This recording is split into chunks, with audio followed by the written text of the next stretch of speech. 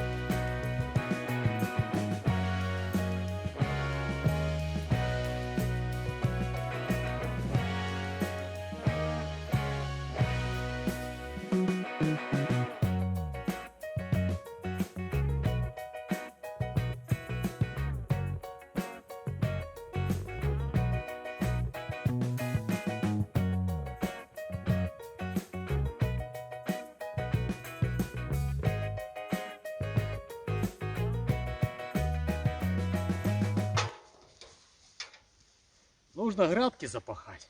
По идее, здесь можно было бы сейчас и не трогать. Я же только урожай собрал. Вон все перекапано и сорняков особо-то нету. Летом я хорошенько пропалывал. Однолетние все вырывал и не позволял, чтобы заново насеивались. Да и многолетние тоже же выпалывались. А сейчас перепашу все. И те сорняки, которые с осенью были заораны, обратно вывернутся. И на следующий год снова придется полоться и еще и не один раз. Все будет заново зарастать.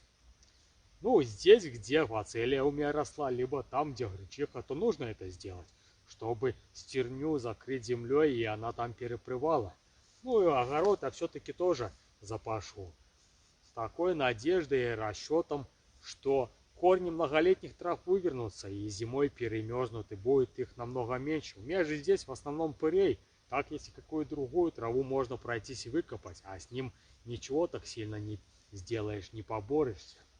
Ну а те семена, которые вывернутся, ничего не поделаешь, придется выпалывать. Но зато, если не позволять потом, чтобы заново насеивались, то через годик-два их практически не останется, и можно будет уже и забыть про эту прополку, так как других ветром вряд ли нанесет. Тут у меня огород так расположен, что защищен практически со всех сторон кустами и деревьями.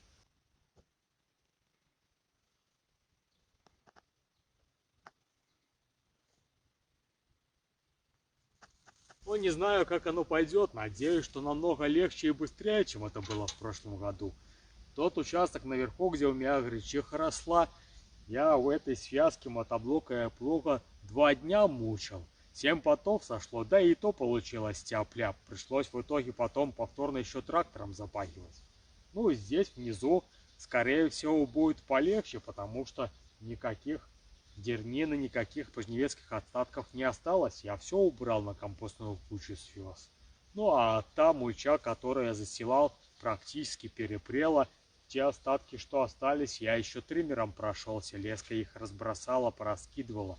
Ну, где-нигде остались, но я думаю, заорот Ну а там, где росла гречиха и фацелия, то, скорее всего, возникнут сложности. К тому же у меня-то и опыта особо такого нету. Там, что я мучил, то это и за опыт считать нельзя. Там больше с плугом навозился, чтобы его настраивать. Ну и сложности будут, скорее всего, из-за того, что все же корни есть и трава росла целый год, немного задерванела. Но буду решать эти задачи по очереди, наперед не буду себя пугать. К тому же фацелию нужно еще будет докосить, в кроликам отдать, это уже потом. Ну, хотя и плуг мой рассчитан на такую землю. Все-таки есть отрезной диск, который дернину это будет разрезать. Да и теорию я подтяну. Прочитал инструкцию по плугу несколько раз и теперь знаю, где что за что отвечает, и буду не наугад крутить, а более-менее уже ориентируюсь. Ну, хотя теория теорией, а практикой все равно придется это все закреплять, потому что это всего лишь была информация, и нужно ее перевести в знания.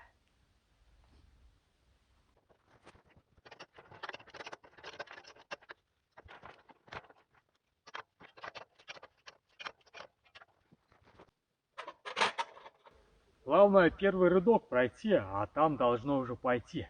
Ну хотя что тут гадать, надо пробовать.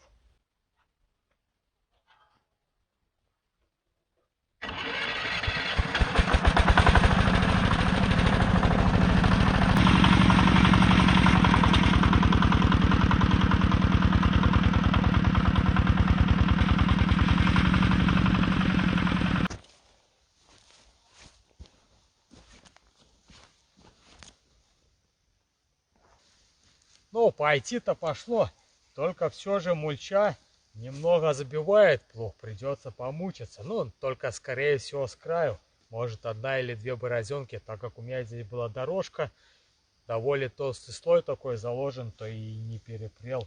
Ну, ничего не поделаешь, придется пооткидываться, помучиться немного. Там, надеюсь, будет намного лучше.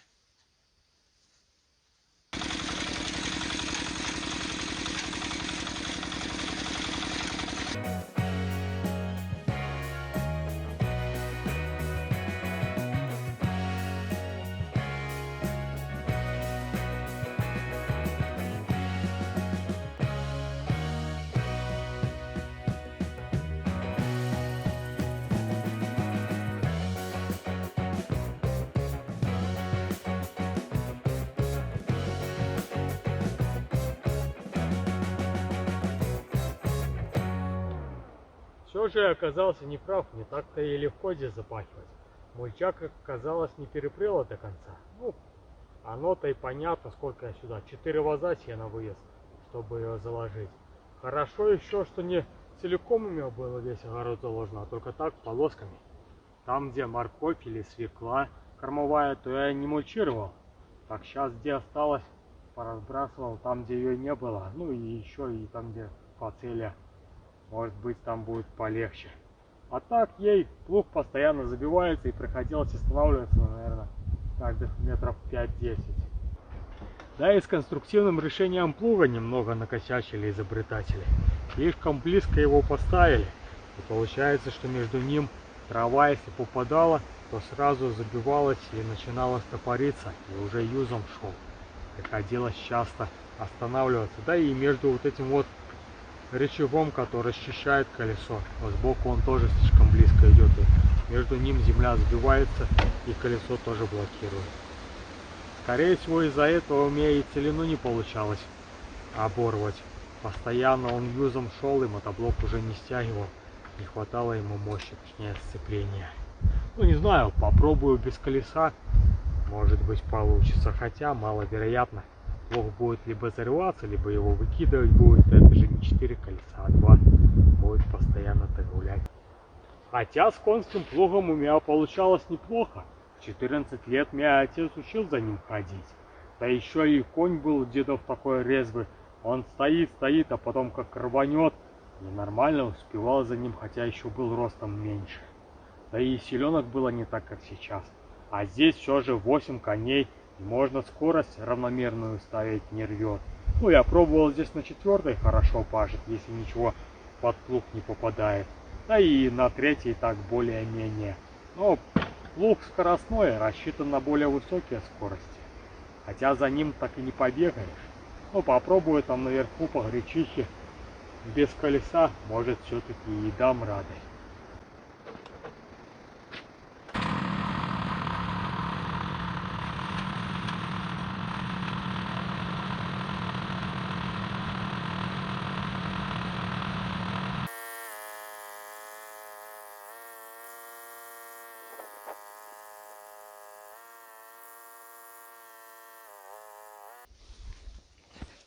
Еле домучил, чуть больше 4 часов провозился. А это всего лишь где-то 1/5 часть от всего объема, который предстоит запахать. Ну, это так, навскидку, так как точных размеров не знаю.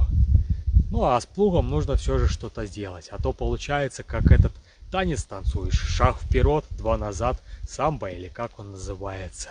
Но только что у меня партнерша довольно такая массивная и неповоротливая. А еще и сглупил, что на этом участке начал враскидку делать. Получается, что тот конец слишком наклон большой. В одну сторону едешь, плуг хорошо настроен, более-менее получается, когда не забивает. А назад уже центр тяжести смещен в другую сторону, и получается, что нужно перенастраиваться.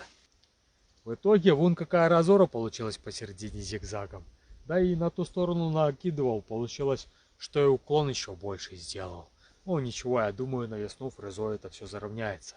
Ну а тот верхний кусочек уже не буду делать в раскидку. Буду гонять в одну сторону, потому что он еще больше наклонен. И замучаюсь перенастраивать. Ну, уже не сегодня. А то я здесь уже натанцевался. Такими темпами можно и здоровье здесь положить. Думаю, завтра, к тому же он какой-то дождик моросит. А сейчас хочу по-быстренькому пробежаться, пока еще сильно не ленул, измерить площади этих участков, чтобы зимой, когда буду планировать, что где садить, знать, сколько семян покупать. Да и можно будет на следующий год себестоимость посчитать и сделать выводы, стоит ли заниматься какими культурами. Он сделал по-быстрому газу себе 2-метровую из граблей и струбцины. Сейчас вместе с ней поскочу и буду замирать.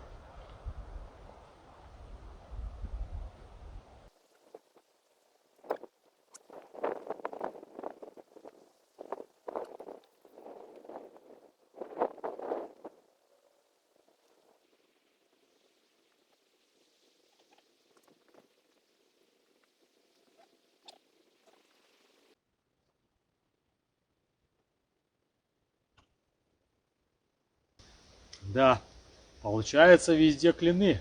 С этой стороны все кусочки пошире. Да и не прямоугольник так быстро не посчитаешь. Дома нужно будет это все пересчитывать. Ну а в длину получается весь кусочек у меня вот этот нижний 53 метра. Довольно такие длинные пролеты. Ну еще пойти на поле измерить и там возле пчел.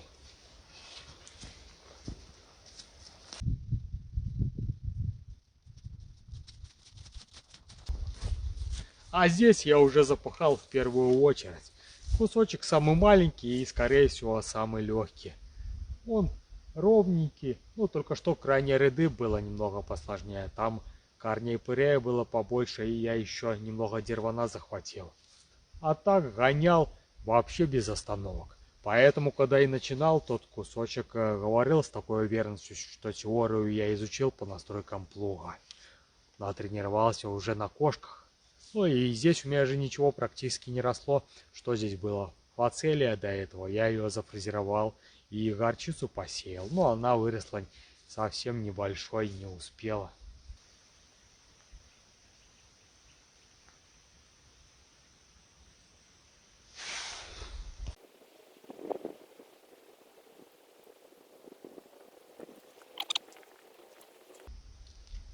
Двадцать 28/6. Здесь уже прямоугольник получился. Можно сразу и посчитать. 6, 8, 48, 168, то есть 1,7 сотки. Ну, кусочек небольшой. Хотя я думал, что тут будет не больше сотки. Ну ладно, посмотрим, что дальше.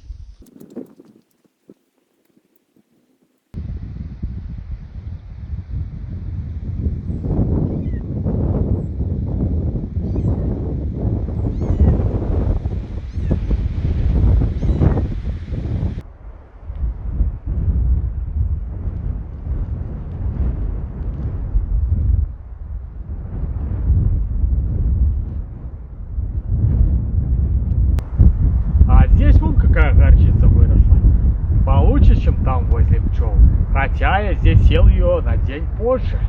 Ну, только что немного изменений в агротехнике были. Там я ее прикатывал, а здесь нет. И получается, что не всегда полезно прикатывать мелкие семена. Все зависит от земли, где растет. Там вмято чернозем, а здесь что, песок да камни. Но здесь получше выросло, потому что как раз была засуха, и в песке воды конденсировалось с воздуха намного больше. А если бы здесь закатал, то тоже, скорее всего, не выросло бы ничего. А на той половине, как видите, овес зашел. Это то зерно, которое осыпалось, когда его триммером скашивал.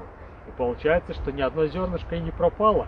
Сейчас оно подросло и пойдет на удобрение, как сидират. Ну, если помните, на этом кусочке у меня наполовину росло. Там овес, здесь ячмень. И собрал я с этого кусочка 5 мешков зерна. Ну, только что он был чуть покороче. Сейчас я удлинил в ту сторону метров на 10 и сюда метров на 5. Ну, померяем, сколько будет площади на следующий год.